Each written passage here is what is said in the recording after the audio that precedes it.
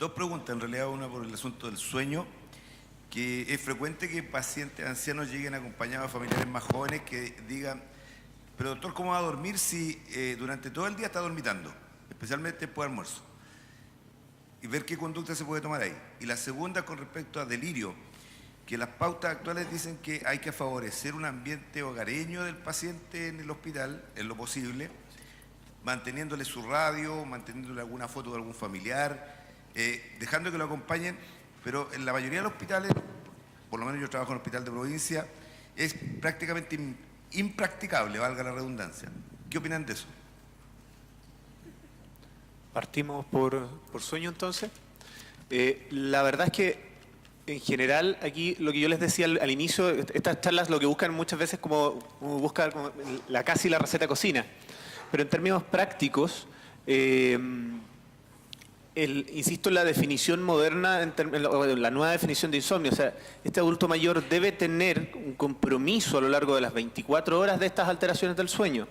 Y es particularmente importante esa diapo entre medio que puse, que tenemos que buscar qué otra cosa puede estar produciendo esta hipersomnia del día. De hecho, la definición era larga, pero dentro de las cosas hay también mucho de descarte, es decir, ¿tiene otra patología este paciente? ¿Hay algo que lo tenga del punto de vista dormido durante el día? Porque es cierto que están estos cabeceos propios también. Los cabeceos forman parte incluso de estas 24 horas del sueño, por así decirlo. Entonces, en ese sentido, lo fundamental probablemente y habitualmente uno termina encontrando alguna causa para ese cabeceo matinal, ese estar dormido, y esa alteración del ciclo sueño-vigilia siempre tiene una razón, súper importante lo farmacológico. Como digo, al final la pregunta era como entre comillas, ¿qué hacemos si diagnosticamos el insomnio? Y un poco en eso me centré, pero respecto de esta alteración como del día completo, es súper importante ir a la búsqueda de qué altera esto. Como vieron en la diapositiva epidemiológica, el insomnio, la verdad, es solo un 6% del punto de vista del diagnóstico específico. Entonces, probablemente y habitualmente uno en el adulto mayor termina encontrando o es un fármaco, muchas veces, e insisto, la diapo también importante, esa de las potencialmente inapropiados, siempre hay una benzodiazepina. Lo que más uno termina suspendiendo muchas veces, y esto también uno se lo escucha a otras especialidades, oye, la quetiapina, un súper buen fármaco para dormir, entonces de repente aparecen quetiapinas en toda esta tremenda polifarmacia que tienen muchas veces los adultos mayores. El paciente pasa gran parte del día dormido por fármacos que tienen y que se prolongan en el tiempo, benzodiazepinas que no te cuentan cuando tú haces la primera anamnesis, y cuando uno les pregunta, ¿y tu pastilla, él toma algo para dormir? Ah, mire, sí, el Prazolam que me recomendó la vecina. Entonces, en general, cuando uno está entre estos casos, lo fundamental es ir a buscar y descartar qué es lo que está teniendo produciendo esta como hipersomnia del día y el insomnio nocturno. Habitualmente hay una causa, esa es como lo habitual. Desde lo no farmacológico, es muy importante indagar en la rutina de la persona, porque uno se da cuenta que a veces hay una distribución como errónea un poco de las actividades en cuanto a la carga que tienen, o incluso en aspectos nutricionales, los almuerzos muy pesados. Entonces, hay cosas desde la rutina muy básica de la persona que uno puede indagar y a partir de eso promover una reestructuración que evidentemente implica también una dinámica familiar, pero que ahí a veces está la respuesta también de por qué puede estar más somnolienta una persona en algún momento determinado del día.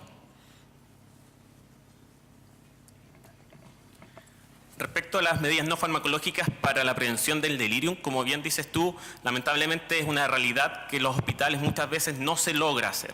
Ya hay múltiples motivos, pero desde mi punto de vista lo más importante es la educación. Incluso al personal de salud, a los TENS, por ejemplo, alguna realidad en el Hospital de la Florida, estamos tratando de implementar una unidad de geriatría ahí, le preguntamos a los TENS qué es el delirium, no saben. Y el TENS es quien ve al paciente, quien lo para, quien lo acompaña al baño, etc. Entonces, si desde el punto de vista de que la persona que cuida a la persona mayor en el hospital desconoce el delirium, menos va a conocer cuál es la forma de prevenirlo. Además, el delirium no es una meta hospitalaria, entonces tampoco para el personal le importa. Pero como vimos, los outcomes del delirium nos llevan a pensar que efectivamente es preponderante prevenirlo. Desde ese punto de vista yo te invito a que eduques a tu personal, ya a todos, a tus colegas médicos, a tu equipo de enfermeras, a los kinesiólogos, a los TENS, al TO, a toda persona que tenga contacto con el paciente o sea parte del equipo médico debe conocer el delirium, y no solo eso, sino que estar al tanto de las medidas de prevención e involucrarlos en esas medidas de prevención. Yo creo que es la única forma que lo logres hacer en tu hospital.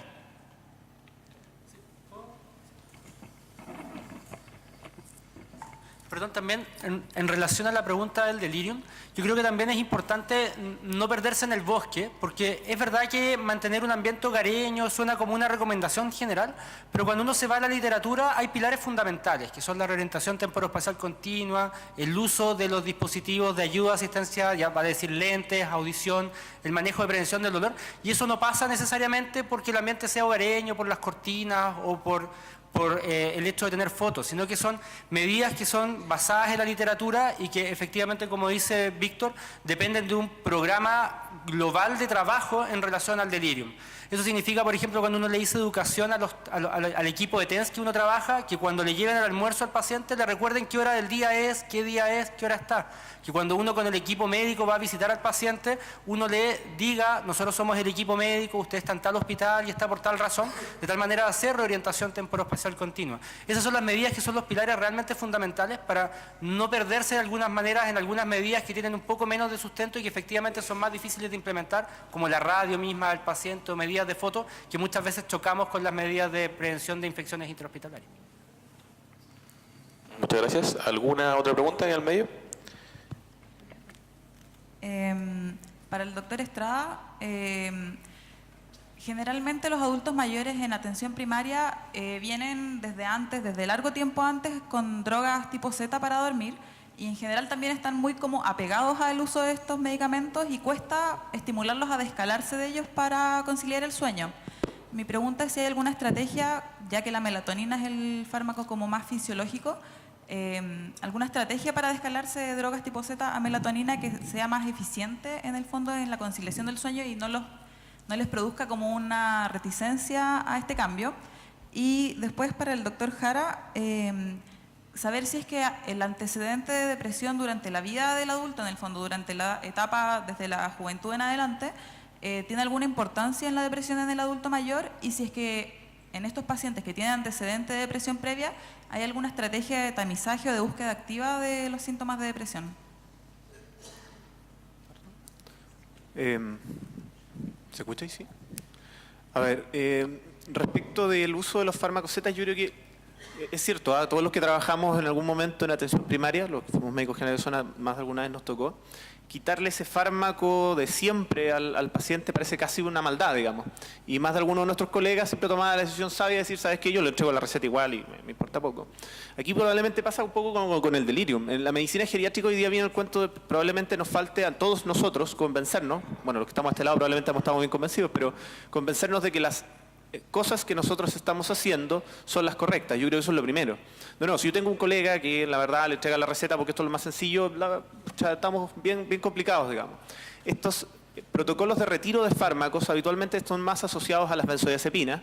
Incluso nosotros hacemos pasos en adultos mayores cuando usan benzodiazepinas, en particular a usar fármacos tipo lorazepam entre medio, si uno nunca lo suspende en forma brusca. No existe así una fórmula específica, basta con que tú vayas lentamente reduciendo las dosis, pudiese ser suficiente. Y en particular, te insisto de nuevo, o sea, yo les entregué al final como ya usen melatonina si es insomnio. La melatonina van a ver que la que existe en el mercado en Chile, existe una de 2 miligramos de liberación prolongada, pero es bien costosa.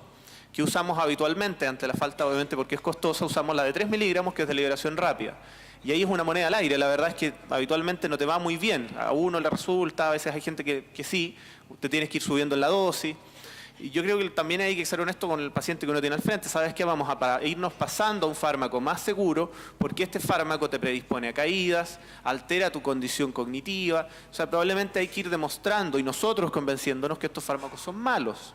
Y eso probablemente, yo, en general cuando uno hace ambulatorio, los becados que pasan conmigo ya se conocen el discurso de memoria. Mira, ¿sabes qué? Vamos a usar un fármaco que es malo. Vamos a probarlo.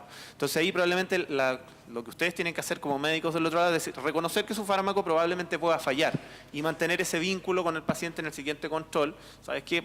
Chaval, a lo mejor vamos a tener que cambiarlo. Y insisto en las diapos del medio. Si tiene dolor, trátenle el dolor, chiquillos. Se nos pasa harto el dolor, se pasa en pacientes con demencia. Si tiene una insuficiencia cardíaca, ojo si está compensado o descompensada. Pasa mucho en los consultorios que se le entrega la receta nomás. Y a veces el médico no lo ve. Entonces el paciente pasa 4 meses, claro, entonces la benzodiazepina es muy buena porque claro, me siento como el forro con la insuficiencia cardíaca, ¿por qué me la quita, doctor? Entonces hay cuestiones que muchas veces son más importantes, les insisto, que la pastilla. Yo les entregué herramientas, probémoslas, veamos cómo nos va. Pero en términos prácticos, ojo con esas otras cosas que pasaron rapidito en las diapos. ¿De acuerdo? Eso probablemente sea más importante. Protocolo de retiro, el que usted quiera en términos prácticos. Disminúyala, cámbiela. Si tiene depresión, use una mirtazapina, puede ser una alternativa. Puedes usar la trazodona como una prueba, de nuevo. Pero probablemente es más importante lo anterior. Ojo con eso. Sí, respecto a la historia de depresión a lo largo de la vida de un adulto mayor, está entre uno de los predisponentes a que se presenten cuadros en la etapa final de la vida. En estos pacientes en general predomina más la sintomatología característica de las personas más jóvenes, el predominio hacia la tristeza, el pensamiento negativo, hacia la inhibición de la actividad. Pero en ellos también se dan los otros síntomas que son frecuentes en los mayores y que uno tiene que tener muy presentes. La anedonia, la incapacidad de disfrutar de las cosas que habitualmente son agradables, la incapacidad de aprender cosas que son agradables, enriquecer la vida, disfrutar de la vida en una forma mejor, la aparición de manifestaciones somatomorfas, síntomas somáticos, dolor de cabeza, cefalea tensional, dolores musculares que habitualmente tienen concordancia con los puntos de gatillo de fibromialgia, trastorno digestivo funcional, incontinencia urinaria de urgencia, etc. Entonces, son cuadros que muchas veces pueden ayudar a encontrar una depresión en una persona mayor. Lo otro es que en estos pacientes que tienen una historia de larga data, tal vez haya que considerar en ellos con mayor frecuencia la posibilidad de mantener el tratamiento de por vida. Como les decía, el tratamiento de la depresión siempre es un tratamiento prolongado que se tiene que mantener 6 a 12 meses después de que remitieron los síntomas, o sea, es un periodo bien largo. Y después de que ese periodo ha terminado, uno tiene que evaluar muy bien si están las condiciones como para poder suspender el medicamento y que además tiene que ser una suspensión gradual, con mucha vigilancia, con controles adecuados para ver si se dan. Pero los pacientes con historia de larga data de depresión hay mayor tendencia a mantener este tratamiento durante mucho tiempo. Y quisiera llamarles la atención sobre todo a utilizar en forma muy activa el tratamiento no farmacológico, o sea, el ejercicio, la luz solar, la nutrición, ya que muchas veces una buena alimentación aporta con los aminoácidos y con los precursores de los neurotransmisores que están bajos durante la depresión, también es muy importante. Eso. Muchas gracias. Agradecemos a nuestros expositores del módulo. Un fuerte aplauso para ellos, por favor. Y damos con esto finalizado el bloque de envejecimiento. Muchas gracias.